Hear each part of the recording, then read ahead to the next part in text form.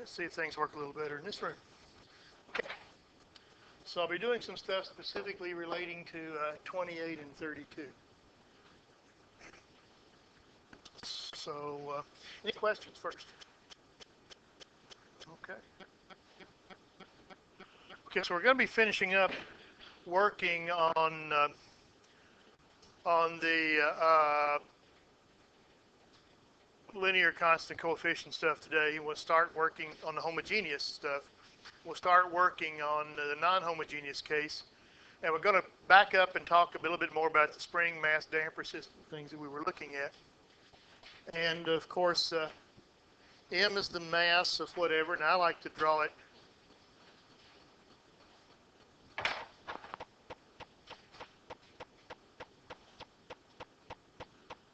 this way. You've got some spring suspended, and then you have a mass.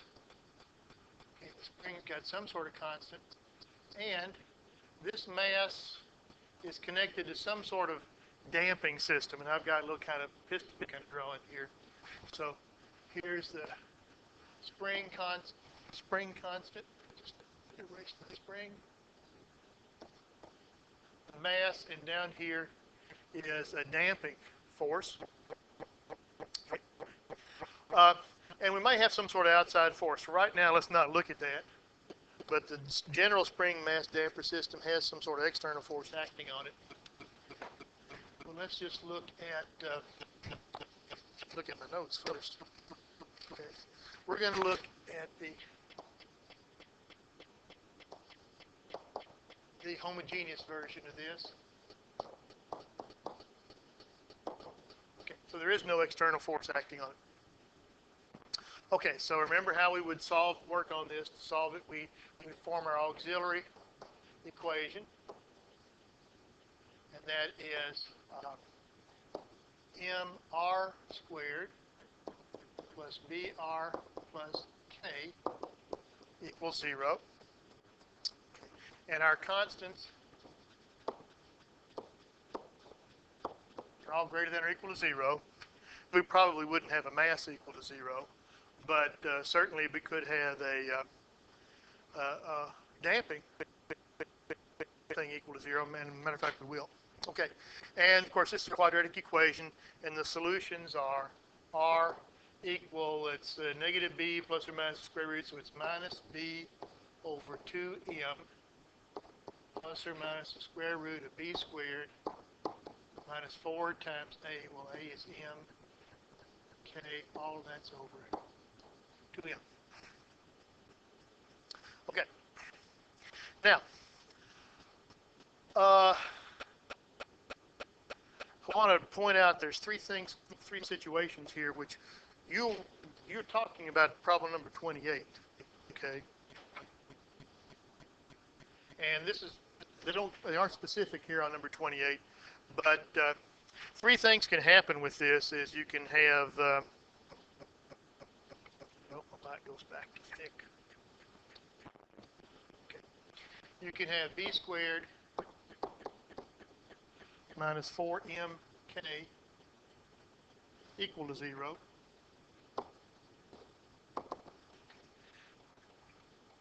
So in that case, there's a term for that, and that is what's called critically damped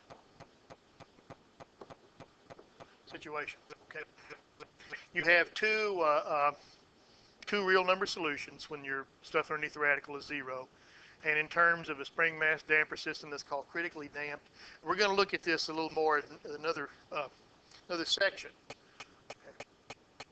If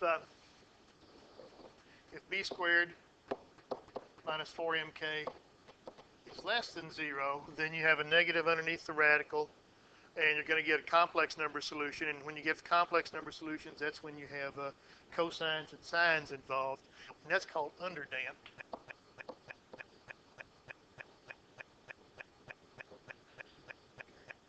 And when you have b squared minus 4mk greater than 0, that's called overdamped.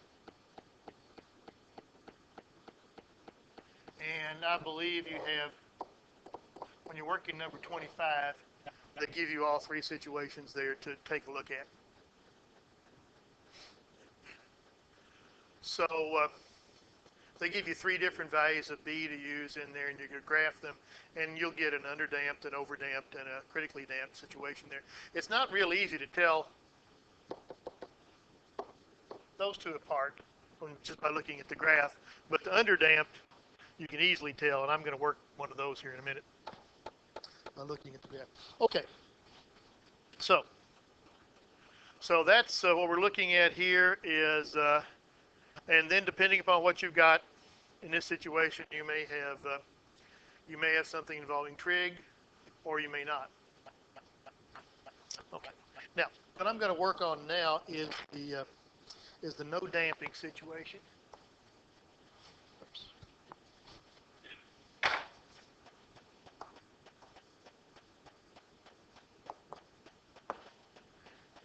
And again, I have to make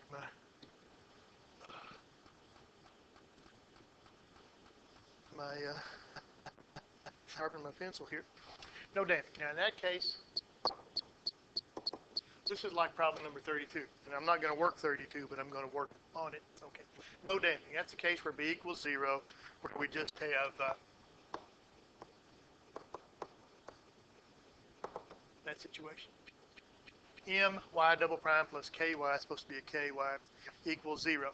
Now in that case, when you work on this, if there's no b, you're going to get plus or minus the square root. Well, there's no b squared minus 4mk over 2m.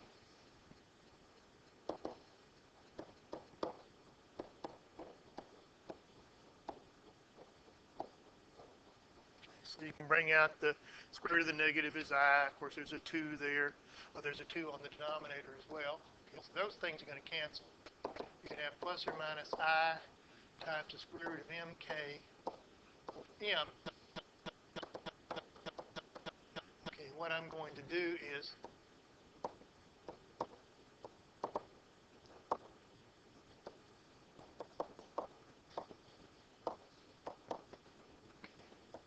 you get plus or minus I times, well, mk, square root of mk over m. I can put the m, make the m and m squared, put everything underneath the radical, and things reduce.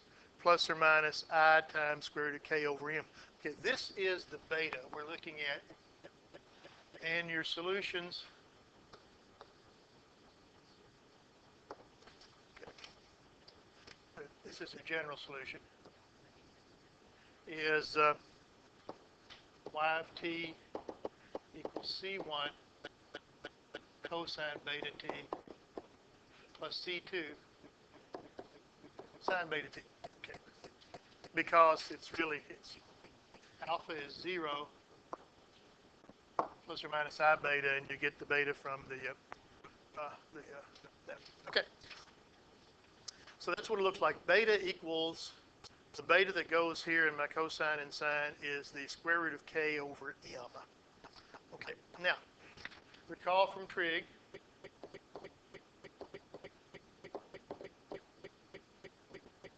the period of these things is going to be 2 pi over beta. Okay, it's 2 pi over whatever the t coefficient is. And they're both the same period, of course. And remember what the period stands for. The period is, in this case, our t variable represents time. So it is the number of, well, I'm assuming we're going to be looking at seconds here. Seconds, minutes, or whatever number of time units. I mean, this could be days for that matter, divided by number of seconds or number of time units, whatever, in 1 oscillation. So if we had a problem where the period was, for example, if the period equals 0.5 seconds, then what that means is in a half a second, you would have gone through the whole thing. Okay, that's what the period is. Now, We don't use period a whole lot. You use more frequency.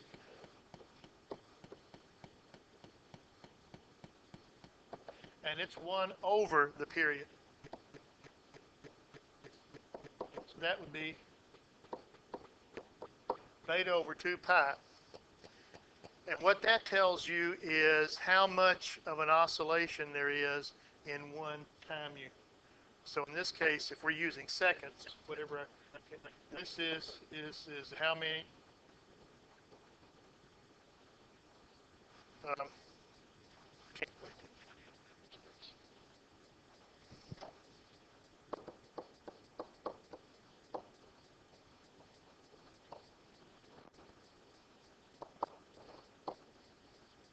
in 1 second.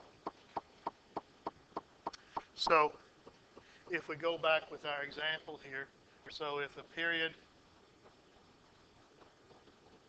is 0.5, the frequency is 1 over 0.5, which is 2. Which means that it goes through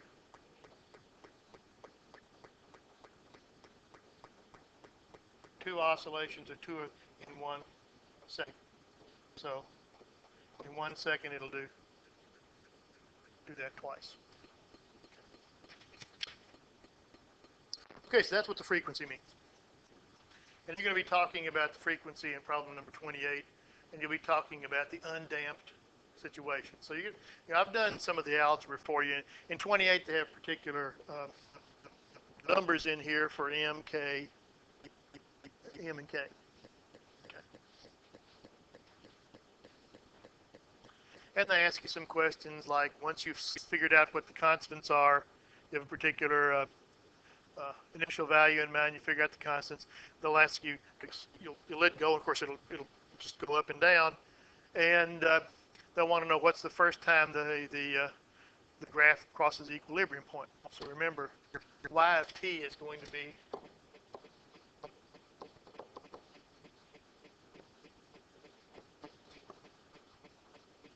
distance from equilibrium. So if we let go of it someplace outside of the equilibrium, then it's going to oscillate back and forth, and you might want to know when does it cross the equilibrium point.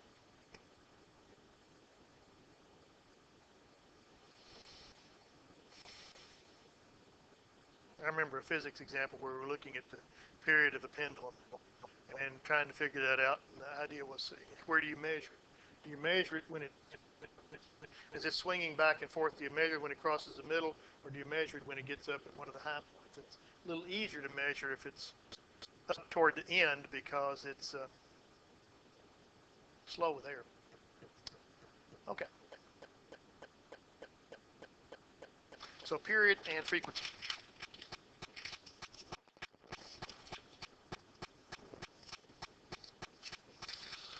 Okay, so now what I want to do is work on number 33, which is going to be kind of like number 32. Okay. Yeah. So the difference between 32 and 33 is 33 has damping, and 32 doesn't. Otherwise, the numbers are the same.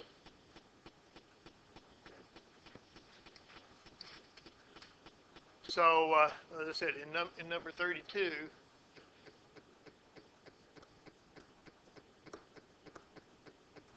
there is no damping going on there. And F stands for seconds, which is the abbreviation my computer does, which is not the same as what others do.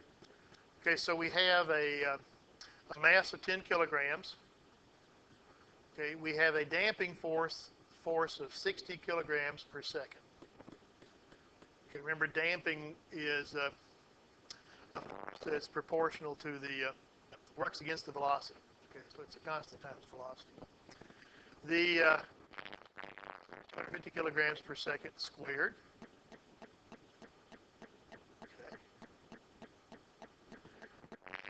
Okay. The initial value is at time 0, we're going to be 3 meters. Okay, it's 3/10 of a meter. And the initial velocity is negative 1/10 meter per second. So what that means is that pull it down, if we're thinking up and down, here's the equilibrium point here. So we pull it down 3/10 of a meter, and it's just, the way I'm thinking about it here, positive is down, which is beyond equilibrium. So we're going to pull it down a certain amount, and we're not letting it go. We're going to give it a shove here. So we don't just let it go. Actually, when we give it a push, we let it go. Okay, so find the equation of motion, then we ask some questions. These are the same sort of questions you're asking at 32. Okay, so here's the equation. It is 10 y double prime plus 60 y prime plus 250 y equals 0. There's no outside forces. And we have initial values. Okay. We solve the auxiliary equation here. The auxiliary equation is 10 r squared plus 60 r plus 250 equals 0. And I'm going to solve this in probably record time. Okay. So it's a negative 60 over 2 times 10.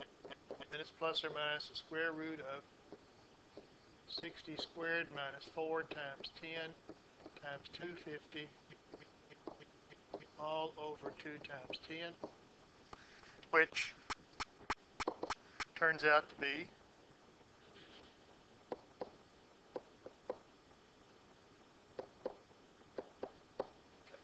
negative 3. I don't know why the book puts the I in front. Most people do that.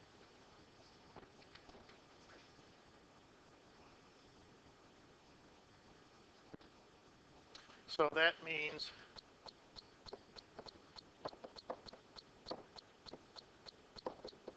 look at the real part and the imaginary part. The real part, alpha, is negative 3. The imaginary part, beta, is 4.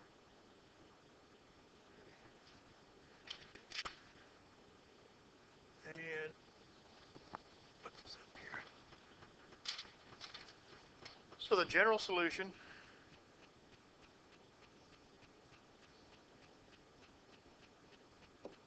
is y of t. The position beyond the equilibrium point. Tell you what, let me scoot this down some. I'm not going to have space to write.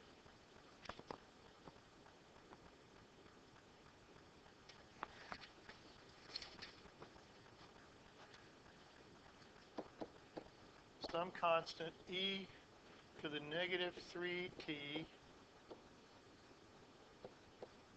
cosine 4t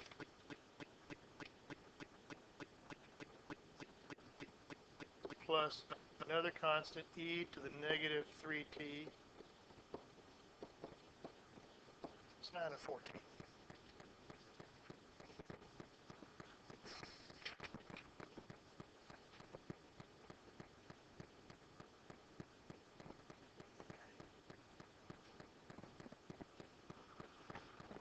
So next week, to do this initial value stuff,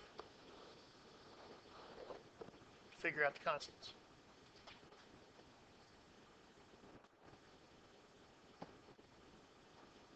Still working on part 8.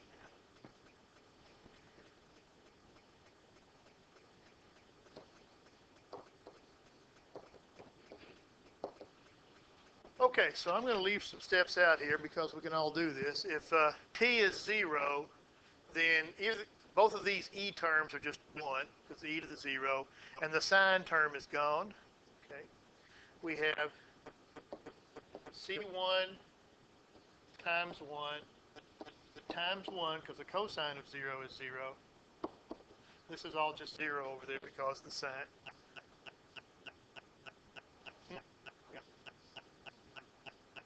Sine of 0 is 0, so it wipes everything else out. Maybe I'll put it in there just to make sure. Okay. So we just have 0.3 is C1. That's easy. Scoot that over here. Side.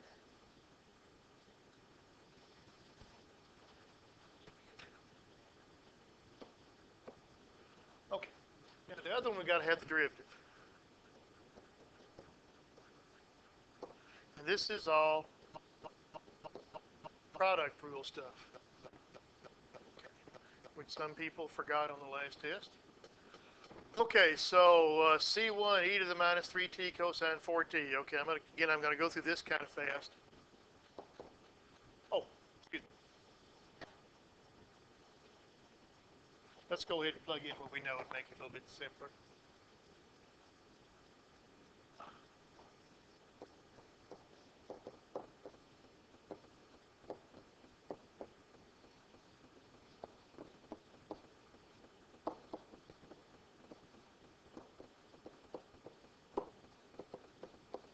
So, I won't have a C1 floating around.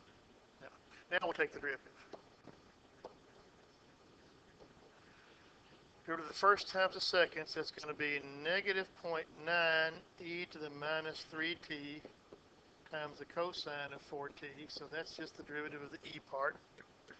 Now for the cosine, okay, we're going to have a minus sign. We're actually going to get a negative 1.2 e to the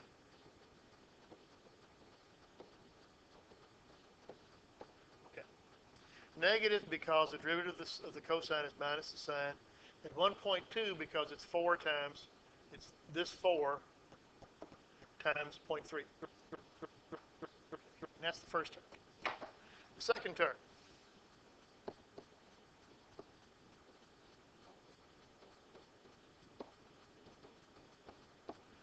Okay, that's the derivative of the C2 e to the minus 3t part. And then the derivative of the sine part, well, it's going to be the derivative of the sine is a cosine, and then the derivative of 4t is 4, so you're going to have a 4. It's going to be plus, because the derivative of the sine is positive cosine. Plus 4 C2 e to the negative 3t cosine 4t.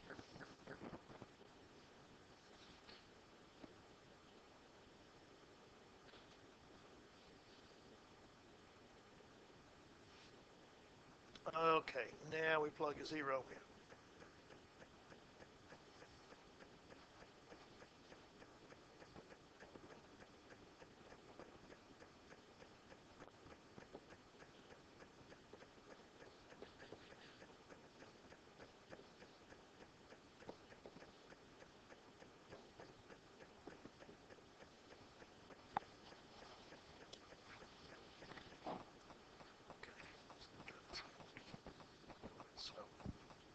Cosine of 0 is 1, e to the negative 3 times 0 is e to the 0 is 1. This is 0 because it's a sine. The next one is 0 because it's a sine. And then we have plus 4c2 times 1 times 1. And I left out what it's equal to. It's negative 0.1. So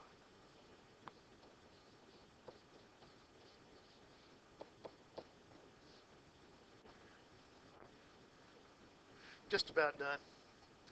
Negative 0.9 plus 4c2 equals negative 1, negative 0.1. Add 0.9 to both sides.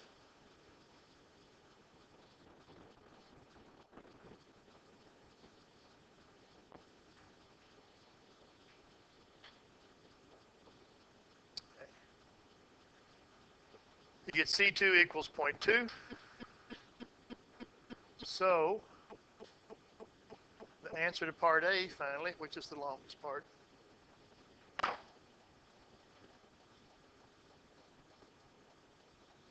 general solution, y is 0.3 e to the negative 3t cosine 4t plus 0.2 e to the negative 3t sine 4t.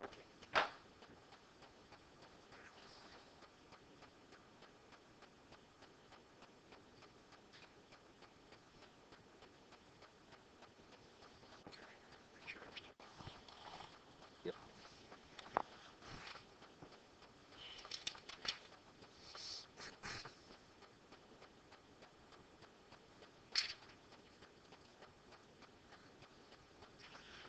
Now, I'm actually going to,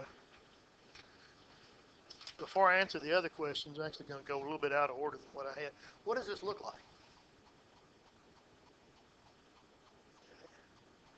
So I've got a graph of this, and I'll come back here in a second, but I think I've got, this is what it looks like. At time 0, we're at 0.3, and then it comes down, goes below, and does this. Now, what you can't really tell here because it's hard to see is it's always going to be doing this. It just gets closer and closer to the x-axis. And if you would graph the E, well, and one of the things we don't do, it's possible to combine that into a simpler equation, but that's what the graph looks like. And in part B, what we're trying to find is this spot. When is it at equilibrium point the first time?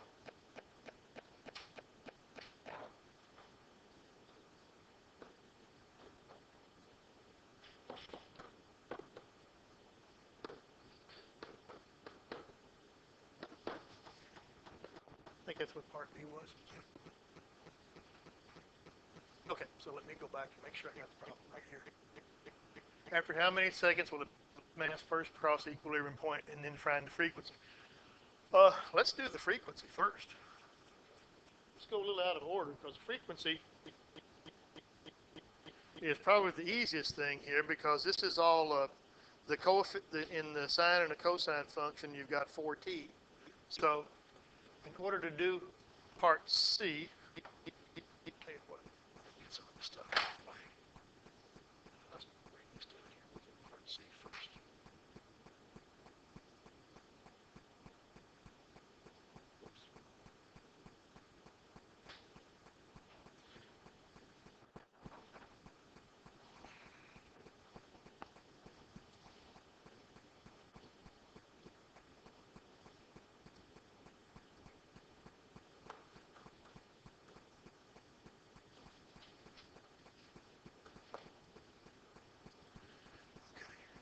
Well, we have that beta was 4. So the period is 2 pi over b, 2 pi over beta. So the frequency, pi over 2, is 2 over pi. And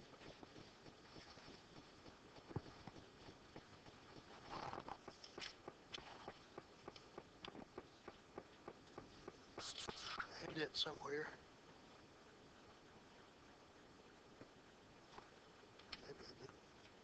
Frequency is about 0.64. So what this means is in 1 second, it's gone through about 64 100ths of a period. Okay. And maybe you can see that from here. And don't look at the change in the height, but just look at the change in the. This is a little more than half of a period, 6/10 of a period. Okay. Between there and there is about 6/10 of a period. Between there and there is about 6/10 of a period. Okay, so that's kind of what that means. Okay, so 0.64, 64 100ths.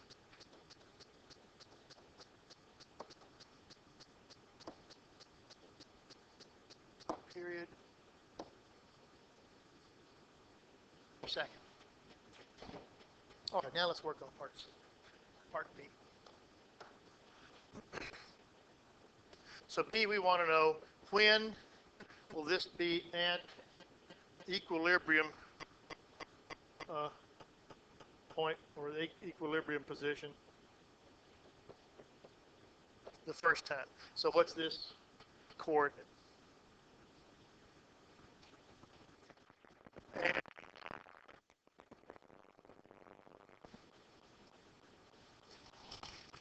looks like it's kind of close to 0.5, but it's a little more. Now this is really kind of, I think that what the book does here is a little kind of silly because we got to copy my function. So part B, we're looking at 0.3 e to the negative 3t cosine 4t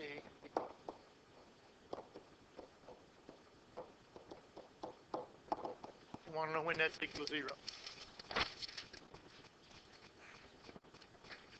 Okay. And frankly, I would just do this probably using the calculator, but we'll go ahead. You can factor some of this out.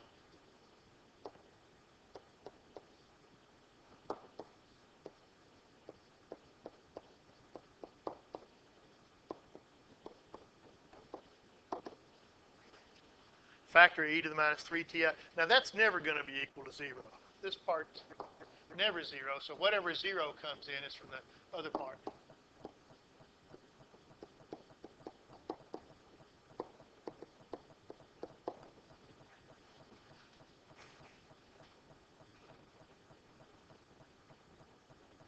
Now one of the things, I wish I'd done this before. They didn't do it in here. I'm going to go with the way the book works, their example, which is get everything on one side, to solve this for t. So first means let's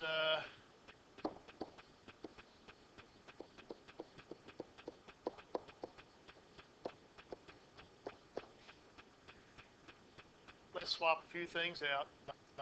Let's divide, okay, so get one of the things on one side.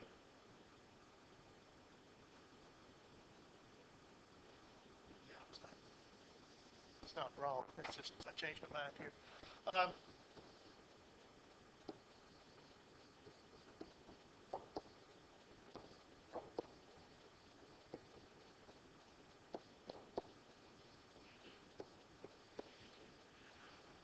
Now the reason I'm doing this is I'm going to have, if I divide by 0.2 and divide by cosine, what I have here, 0.3 over 0.2 is 1.5 plus the tangent of 4t equals 0.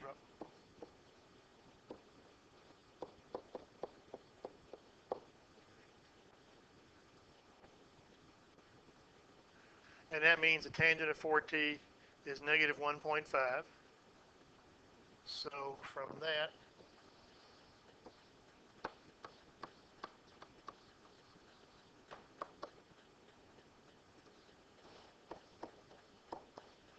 okay, now,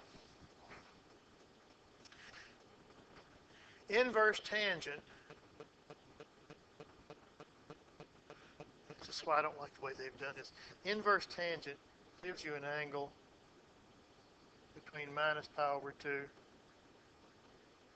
positive pi over 2. So we don't want an angle down there because that would be a negative angle. There's another place in the plane where a tangent is negative, and that's over here in quadrant 2. And inverse, we're going to get the inverse tangent at some angle down here, which is not what we want. We want the angle up here. So let's add a pi. That'll take us over into quadrant 2.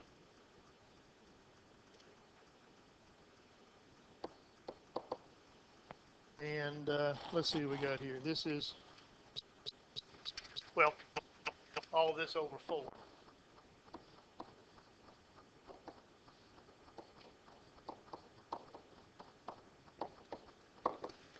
then if I've got this written right, it's about 0.54. Okay, so this point here is about 0.54.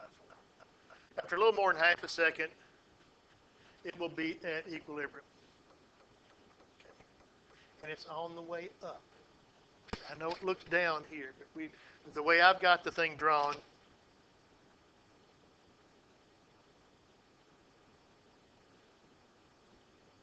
down is positive.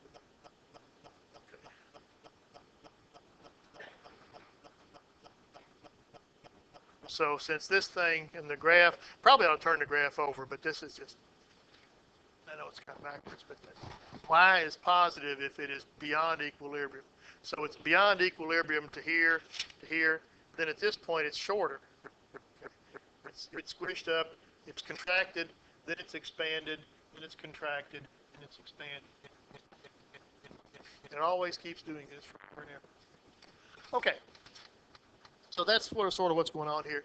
Now in problem number 32, you're going to look at the same thing, except since you don't have a damping constant, it's the same numbers otherwise, except B is not there. And they want you to do the same stuff, figure out when it's equal to 0 the first time. Of course, it will just, it won't get smaller. It'll always be constant.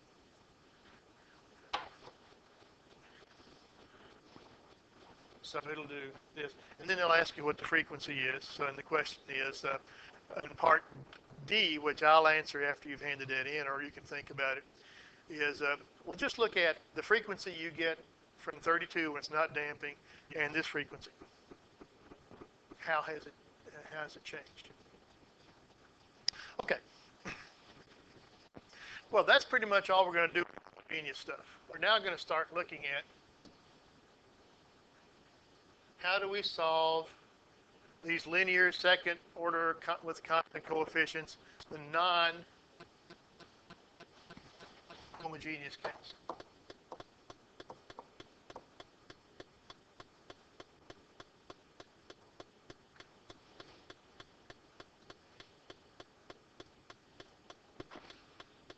And the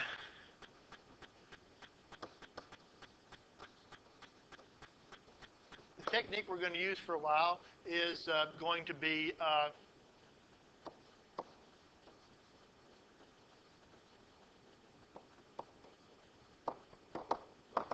clever guessing. Well, we'll have a technique, and I'm not going to get to it today because of the examples I've got, but the technique we'll have is this thing. Okay. So, but what we're going to do is just work some examples by just kind of being clever here. We're going to make a guess and then see what it takes to make that work.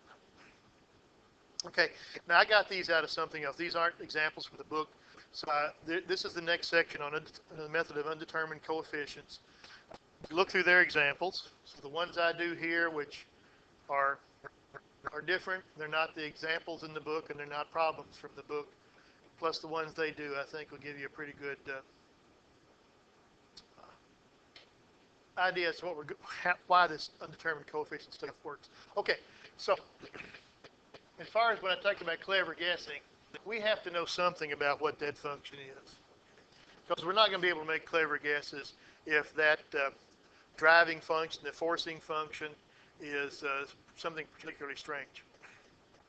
Okay, so let's think about this guy here.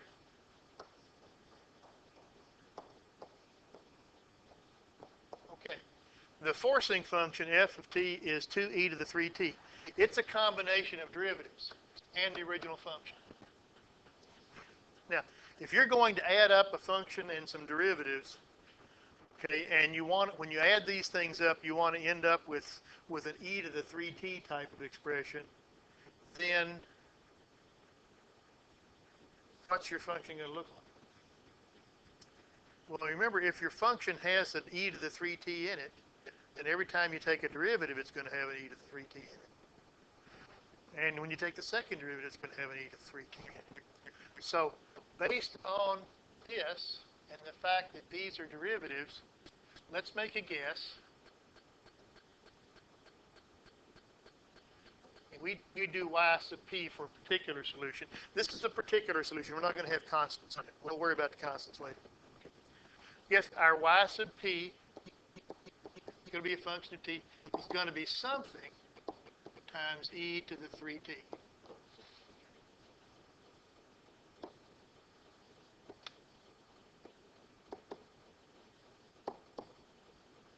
And we're making this guess because all derivatives will have an e to the 3t in them.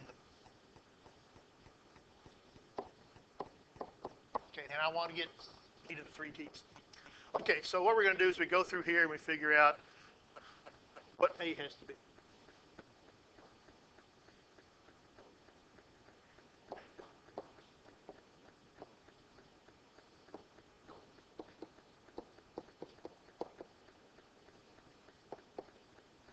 Okay, and here that's our undetermined coefficient. So, all right, let's y prime is going to be 3a e to the 3t. Y double prime is going to be what? 9a e to the 3t. And these are the particular solutions. These aren't going to have constants in them. So we kind of make a guess at a solution. Since our forcing function is going to be an e to the 3t function, then probably our particular solution is going to be e to the 3t as well. Okay, so let's see. So let's go down here then and plug in. So y double prime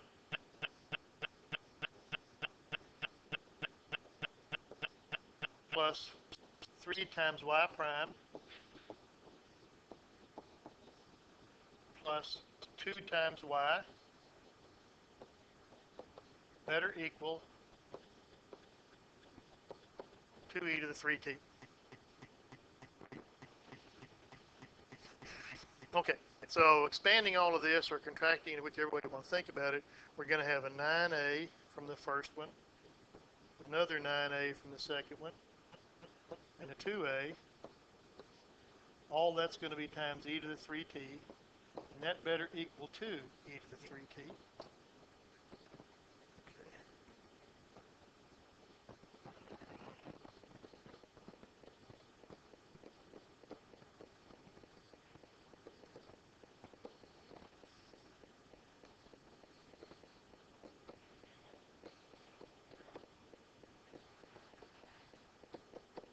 Okay. And this one's particularly easy to solve. So 9 9s, 18 2's 20. 20a's times e to the 3t better equal 2a to the 3t. So in other words, 20a has to equal 2. A has to be 1/10. So our particular solution is 1/10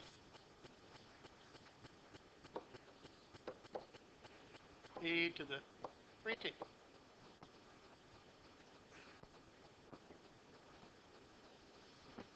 Okay. So we figured out what a solution probably had to look like. And then, all right, if that's a solution, we did some problems like this way back in, I think, in the very first chapter, is figure out what this had to be in order to make a solution out of it. Okay. So it's a skill we already had. Just haven't used for a while. Okay, that's a particular, that's not the general solution. We're about the general solution next time. So, same sort of thing here. Okay, I'm just generally going to make things a little bit trickier, perhaps. Okay, so I had a e to a power forcing function. And now I've got, it's not the same. Well, it is, but it doesn't. Okay, well, it doesn't matter. It's the same differential equation, except the forcing function is different, but it's going to come out with a different solution. Okay. Now, we need to make some sort of guess about what a particular solution might be.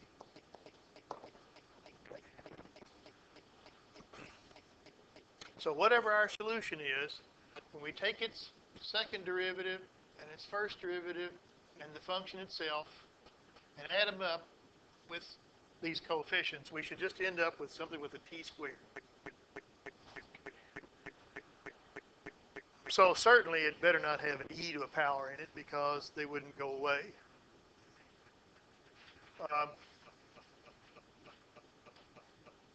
So that's a 2t squared, so maybe something with a t squared in it.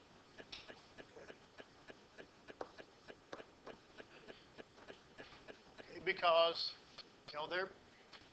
after I take the derivatives, there'll still be a t squared there.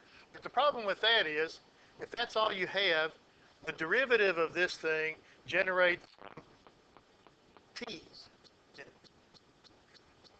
So I'm going to need something in here to cancel out any sort of t's that it might generate.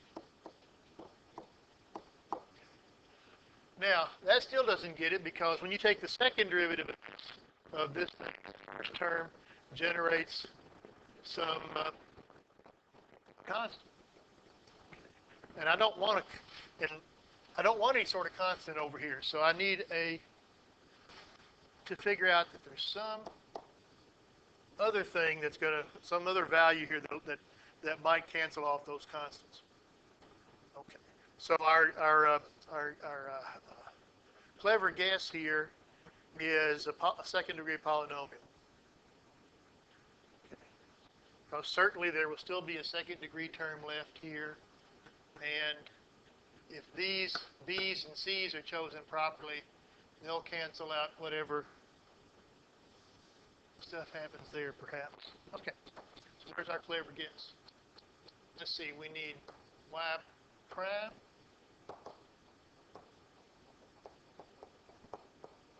and we need y double prime. Yeah, okay. We plug all this in. Y double prime plus 3y prime plus 2y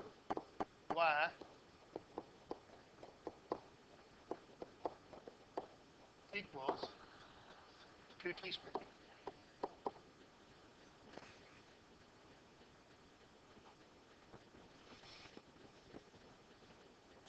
Okay, so collect all the constants, collect all the t's, and collect all the t squareds.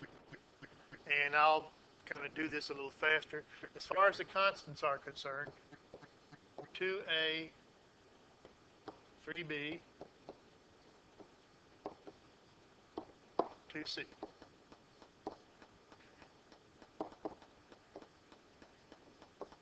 As far as the t's are concerned, 6a and 2b. And as far as the t squareds are concerned, the only t squared term we're going to get is that all should be equal to 2t squared.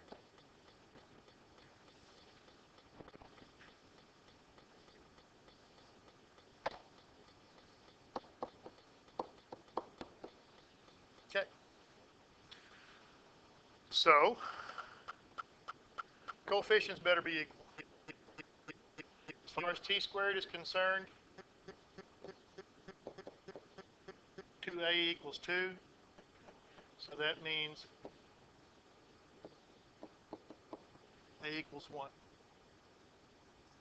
As far as the t coefficients are concerned,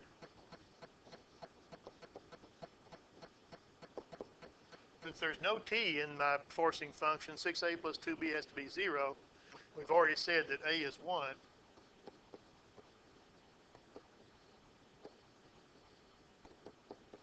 So we get b is negative 3. And for the constants, we have a 2a and 3b and 2c.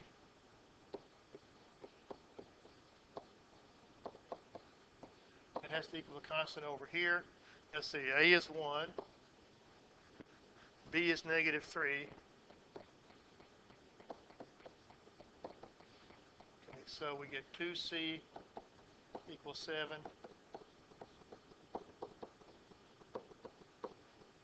So C is 7 over 2, which I'll write is 3.5, and we're done. Our particular solution is A1 t squared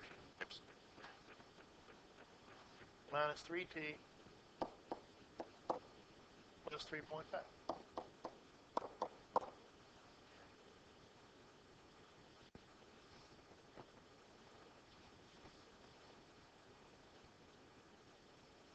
Okay, so if the forcing function is a polynomial out there, we can create another the solution, the particular solution is probably some sort of polynomial of the same degree.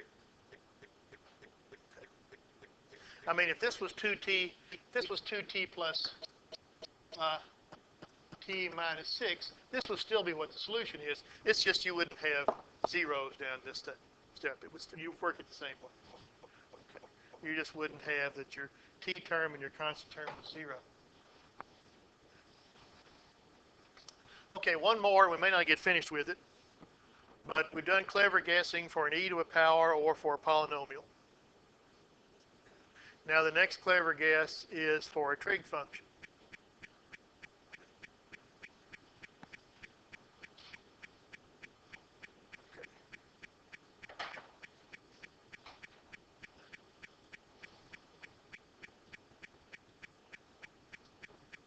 Now,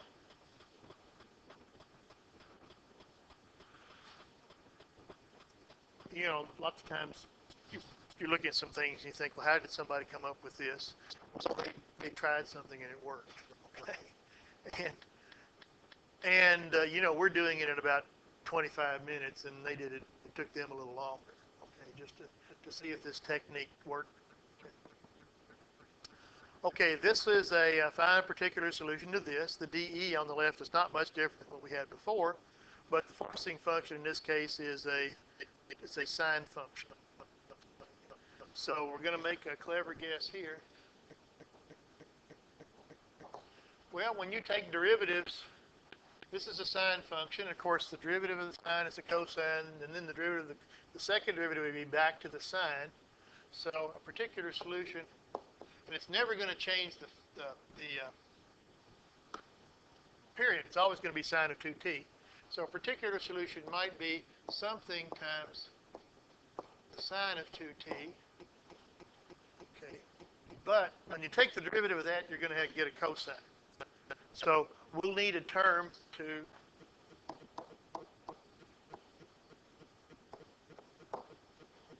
account for that as well. So every time we take a derivative or their second derivative of this thing, we're going to get sines and cosines. And we just figure out what are the constants that go in front of these things that when I plug them in here, it only leaves us with a 10 sine of 2t. Okay? So we write down the derivative. Let's do 2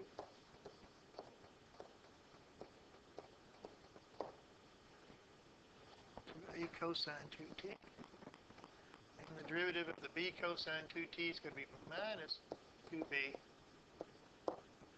sine of 2t. And the second derivative is going to be minus 4a sine 2t, and this is for the second term, it's going to be minus 4b cosine of 2t.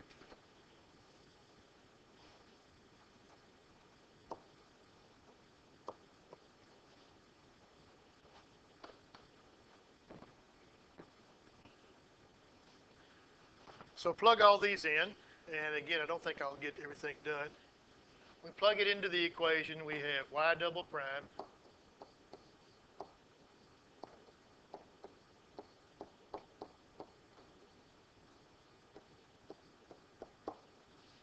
minus 3 times y prime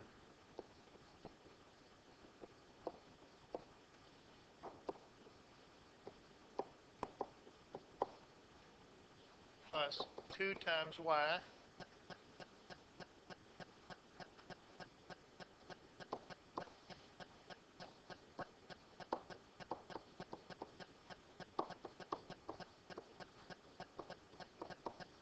and when I add all that up and simplify, I should get 10 sine of 2t.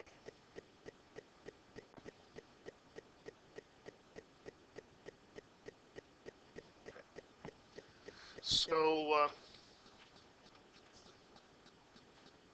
actually, I copied this example out of the book, and they had a great big mistake in there, so I had to go back and make a correction.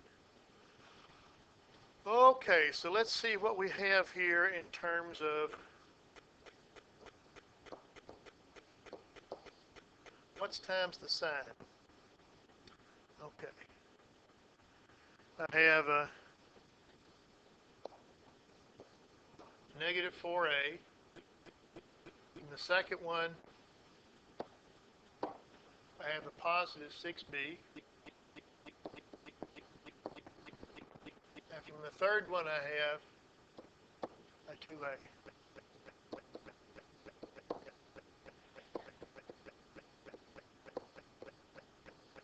And what's times the cosine? I have a minus 4b.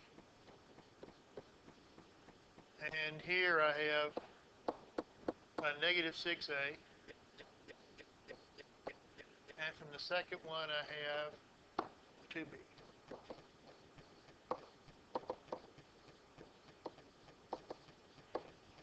And I'm going to stop and make sure I haven't goofed up yet. That's right.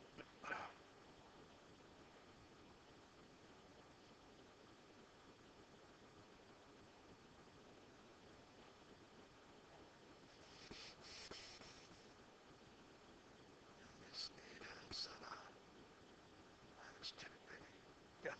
Okay. So this is going to be 10. So this is minus 2a plus 6b is 10.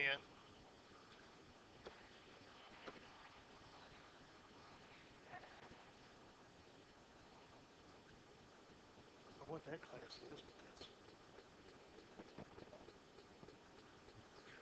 And that other one, since it's be the coefficient of the cosine, that's 0. There is no cosine term. So that's going to be minus 6a and negative 4 into minus 2b is 0. Okay. Simple little thing to solve. Since I'm about to run out of time, I'll just write the answer down. We get that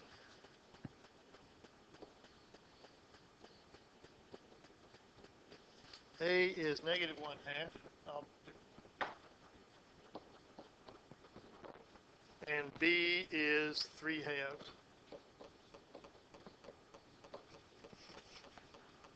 So our particular solution that goes along with this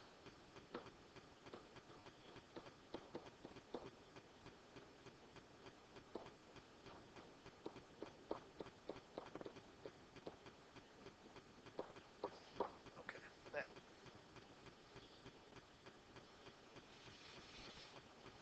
Okay, so I think the point of doing these is when I start writing the general solution, I mean that it's not a general solution. When I start writing the general technique down, e to a power, your guess is e to a power. Polynomial, your guess is polynomial of the same degree. Sine or cosine, your guess has a sine and a cosine in it.